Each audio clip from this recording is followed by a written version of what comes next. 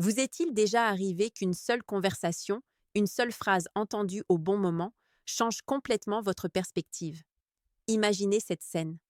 Une terrasse de café, un après-midi d'automne. À la table voisine, une femme de 76 ans, élégante et calme, observe le ballet de la rue. Une jeune femme, visiblement en détresse, les yeux rougis, s'assoit près d'elle et, sans trop savoir pourquoi, se met à lui confier ses tourments sentimentaux, son sentiment d'être incomprise, de ne jamais rencontrer le bon partenaire. La personne âgée l'écoute sans l'interrompre, puis, avec un sourire empreint d'une sérénité profonde, prononce ces mots. Ma chère, ce n'est pas le cœur des autres que tu dois apprendre à lire, mais le tien. Et tant que tu ne sauras pas ce qui y habite réellement, tu continueras d'attribuer aux autres les clés d'une porte qui est en toi. Cette phrase, d'une simplicité déconcertante, est l'un des conseils les plus sages et les plus oubliés que nous puissions recevoir. Elle résonne étrangement avec la sagesse millénaire des philosophes stoïciens qui plaçaient la maîtrise de soi et la connaissance intérieure au fondement de toute liberté.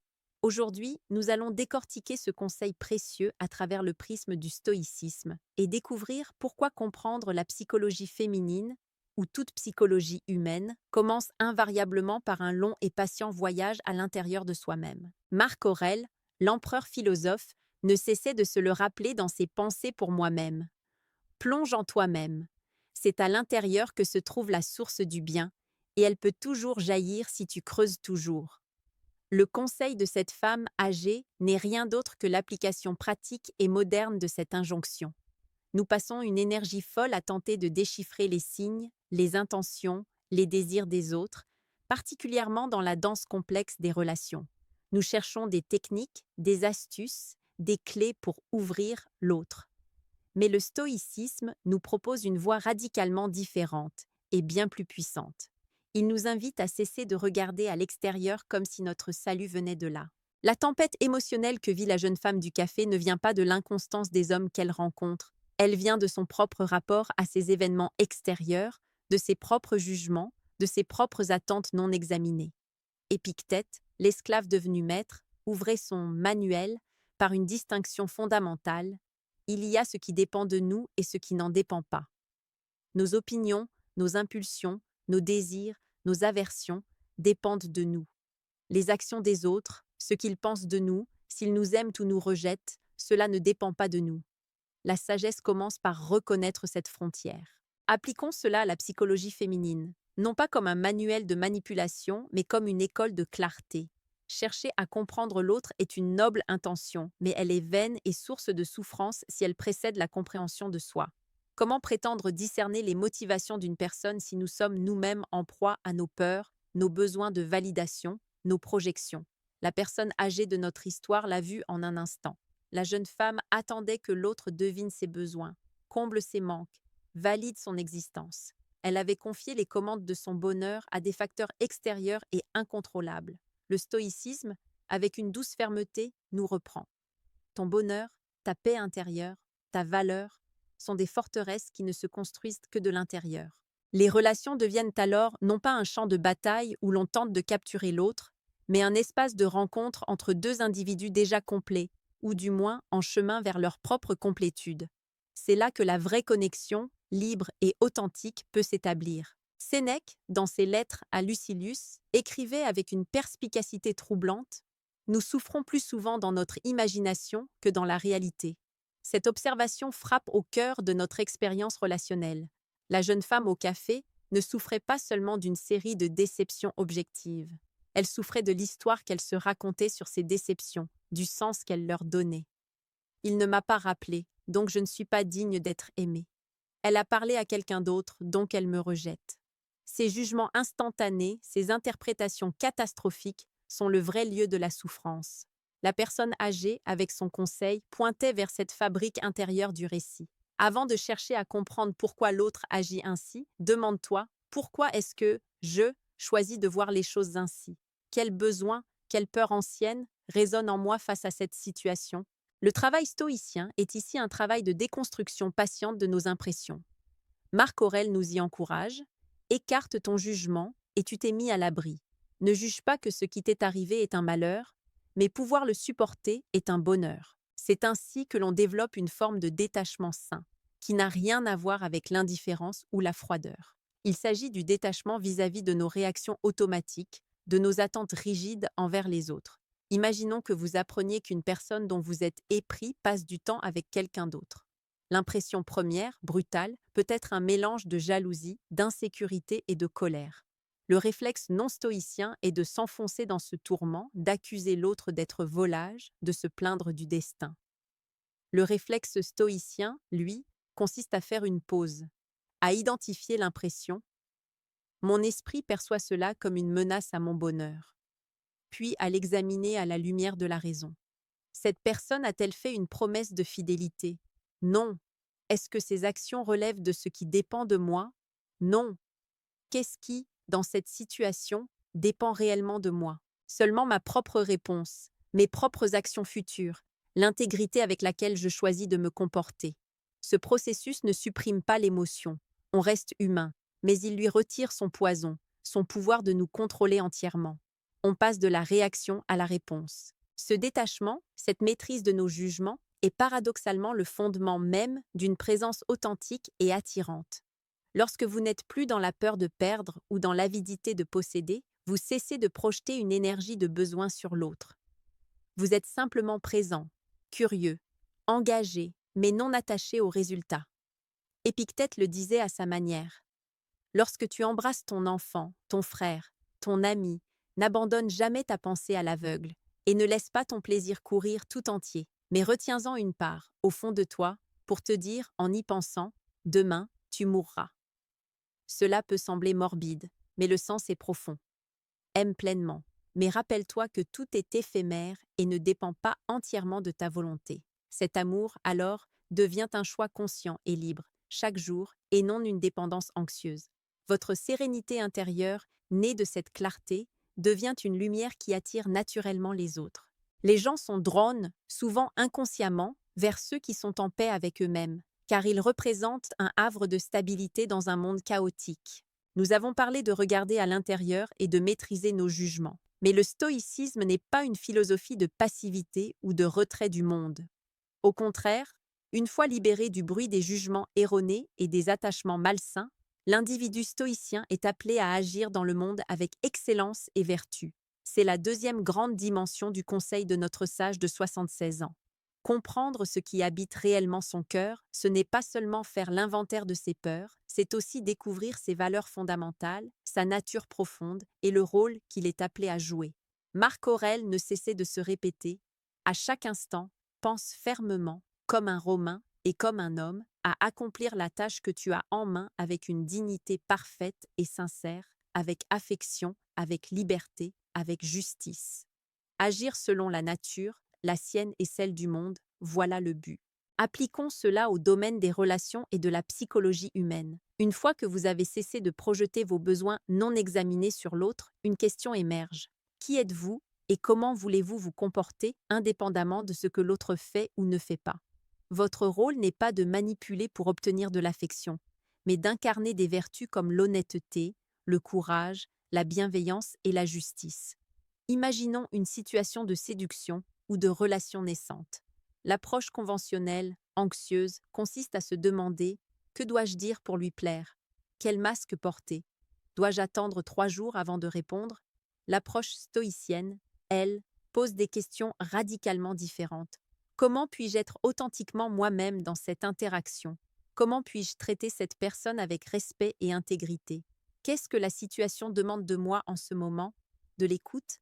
De la franchise? De la retenue? Vous arrêtez de jouer un jeu dont vous ne connaissez pas les règles, imposées par l'extérieur, et vous commencez à danser selon votre propre musique intérieure, celle de votre caractère. C'est là que la confiance véritable naît. Non pas une confiance arrogante, présumant que l'autre vous aimera, mais une confiance inébranlable dans votre capacité à agir correctement, selon vos principes, quel que soit le résultat. Sénèque écrivait « Le plus grand empire est de se commander à soi-même ». Lorsque vous êtes le souverain de vos propres actions, guidé par la vertu et non par la peur du rejet ou la soif de possession, vous émanez une force tranquille. Les autres le sentent. En matière de psychologie féminine ou de toute psychologie, Les gens sont extraordinairement sensibles à cette authenticité. Ils peuvent détecter à leur insu la fausseté d'une stratégie, la tension derrière un calcul. En revanche, une présence calme, cohérente, qui n'a pas besoin de validation pour exister, est profondément rassurante et attirante. Vous n'êtes plus dans une dynamique de chasseur et de proie, mais dans une dynamique de rencontre entre deux individus souverains. Vous attirez non pas parce que vous avez déchiffré un code secret, mais parce que vous êtes devenu, par votre travail intérieur, une personne de valeur ancrée et intègre. Le lien qui peut se créer alors est d'une toute autre qualité, plus durable et plus nourrissant. Comment, concrètement, intégrer cette sagesse dans le tumulte de la vie quotidienne et des relations? Le stoïcisme n'est pas une théorie abstraite, c'est une discipline pratique. Commençons par un exercice fondamental, l'examen du matin et du soir. Chaque matin, avant que le monde ne vous submerge, prenez quelques minutes pour vous rappeler la distinction d'Épictète. Visualisez les situations que vous pourriez rencontrer. Une rencontre, une conversation difficile, un rendez-vous, et répétez-vous, les actions et les réactions de l'autre ne dépendent pas de moi. Ce qui dépend de moi, c'est d'être juste, courageux, modéré et sage dans ma propre conduite. Cette préparation mentale que les stoïciens appelaient praemeditatio malorum, la prévision des difficultés, ne vise pas à être pessimiste, mais à désamorcer la surprise et la charge émotionnelle des événements. Vous vous armez de raison avant que la passion ne puisse s'emballer. Le soir, pratiquez l'examen rétrospectif. Passez en revue votre journée, pas pour vous flageller, mais avec l'objectivité d'un mentor bienveillant. Où avez-vous réussi à agir selon vos principes, malgré une émotion forte? Où vous êtes-vous laissé emporter par un jugement hâtif, cherchant à lire dans le cœur d'autrui au lieu de vous observer vous-même? Comme le conseillait Sénèque, quand la lumière a été enlevée et que ma femme, qui connaît mon habitude, s'est tue, j'examine toute ma journée, je passe en revue mes actions et mes paroles. Cette pratique cultive la conscience de soi, cette connaissance intérieure que notre personne âgée vantait. Vous commencez à reconnaître vos schémas, vos déclencheurs, vos faiblesses, non plus comme des fatalités, mais comme des terrains d'entraînement pour votre vertu. Appliquons maintenant ce cadre à une situation relationnelle typique, le sentiment d'être pris pour acquis ou de ne pas recevoir l'attention que l'on estime méritée. La réaction instinctive est de blâmer l'autre, d'exiger, de se plaindre ou de manipuler pour obtenir un signe. La voie stoïcienne est plus exigeante et plus libératrice. D'abord, retour sur soi. Pourquoi ce manque d'attention me blesse-t-il autant? Quelle partie de mon estime est conditionnée à cette validation externe? Ensuite, examen des faits, cette personne a-t-elle une obligation morale de me donner cette attention de la manière exacte dont je l'attends? Ai-je clairement communiqué mes besoins de manière adulte ou attendais-je qu'elle les devine? Enfin, action vertueuse. Qu'est-ce que l'honnêteté et le respect de moi-même et de l'autre demandent dans cette situation? Peut-être une conversation calme pour exprimer mes sentiments sans accusation. Peut-être un recul pour évaluer la compatibilité des besoins. Peut-être simplement le choix intérieur de cesser d'exiger et d'apprécier ce qui est offert librement. En agissant ainsi, vous reprenez le contrôle non pas sur l'autre, mais sur la seule chose que vous puissiez vraiment contrôler, votre propre caractère et vos réponses. Cette maîtrise de soi est la source d'un charisme profond et d'un respect mutuel. Petite parenthèse les amis, j'ai créé un manuel complet sur la séduction stoïque. Il t'apprend comment parler avec maîtrise pour créer une vraie attraction. Le lien est en première ligne de la description. On continue. Car c'est bien de cela dont il s'agit. Parler et agir avec maîtrise, non pas pour contrôler, mais pour exprimer avec clarté et force une personnalité intégrée. Lorsque votre parole n'est plus guidée par l'anxiété ou la tromperie, mais par la raison et l'intention vertueuse, elle acquiert un poids différent, elle devient fiable. Et dans un monde de paroles vides et de jeux de séduction superficiels, la fiabilité et la clarté sont des qualités rares et extrêmement attractives. Vous ne séduisez plus par des techniques, mais par la manifestation palpable de votre travail intérieur. Vous devenez une oasis de vérité dans un désert de calcul. Le conseil de cette personne de 76 ans n'était donc pas une simple consolation poétique. C'était une carte, tracée à l'encre de l'expérience, menant vers la seule véritable forme de pouvoir que nous possédons, la souveraineté sur notre monde intérieur. En nous invitant à lire notre propre cœur avant de vouloir déchiffrer celui des autres, elle pointait vers l'essence même de la philosophie stoïcienne. Marc Aurèle, Épictète, Sénèque, à travers les siècles, ne cessent de nous chuchoter la même vérité.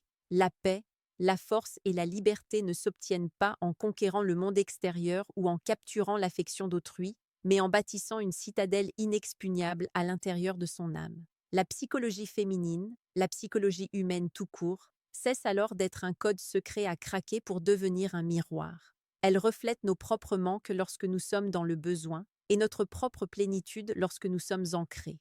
Rappelez-vous la scène du café. La jeune femme cherchait une solution à l'extérieur, dans le comportement des hommes qu'elle rencontrait. La solution était, et a toujours été, à l'intérieur. Non pas dans un égoïsme replié sur soi, mais dans le travail courageux de se connaître, de discipliner ses jugements et de choisir d'agir avec vertu, indépendamment des circonstances. C'est ce travail qui transforme radicalement la qualité de nos relations. On n'approche plus l'autre comme un sauveur potentiel ou une proie à séduire, mais comme un autre voyageur sur le chemin de la vie, avec qui l'on peut partager un moment de route dans le respect mutuel et l'authenticité. La connexion qui en est n'a plus le goût amer de la dépendance, mais la saveur riche et apaisante du choix et de la présence réelle. Alors, que retenir de tout ceci? Tout commence par un acte de courage. Tourner le regard vers l'intérieur, dans la pénombre de nos peurs et la lumière de nos valeurs. Pratiquez la pause stoïcienne face aux événements qui vous bouleversent. Interrogez vos jugements. Demandez-vous non pas « Pourquoi fait-il, elle cela ?», mais « Pourquoi est-ce que je réagis ainsi ?» Engagez-vous dans l'action vertueuse en jouant votre rôle avec excellence, que vous soyez en couple, célibataire, en train de faire connaissance ou de prendre soin de vous. Et souvenez-vous des mots d'Épictète. Personne n'est libre s'il n'est pas maître de lui-même. La liberté de ne plus être le jouet des émotions que les autres provoquent en vous, la liberté d'aimer sans posséder, de désirer sans exiger, voilà le but ultime. Si ce voyage à l'intérieur de la sagesse stoïcienne vous parle, si vous sentez qu'il y a là une voie pour cultiver une force tranquille et une présence authentique qui transforme toutes vos interactions, alors cet espace est fait pour vous. En vous abonnant à cette chaîne, vous vous donnez un rappel régulier pour creuser en vous-même cette source du bien dont parlait Marc Aurèle. Nous explorerons ensemble d'autres aspects de cette philosophie pratique pour vivre et non seulement savoir. La personne âgée de notre histoire a offert un trésor en une phrase. Le stoïcisme nous donne la boussole et la méthode pour le déterrer et l'utiliser chaque jour. Le chemin est exigeant, il demande de la discipline. Mais chaque pas sur cette voie vous rend plus libre, plus entier et paradoxalement, plus capable de rencontrer l'autre dans sa vérité. Car on ne peut vraiment rencontrer l'autre que lorsque l'on a cessé de le chercher désespérément en lui.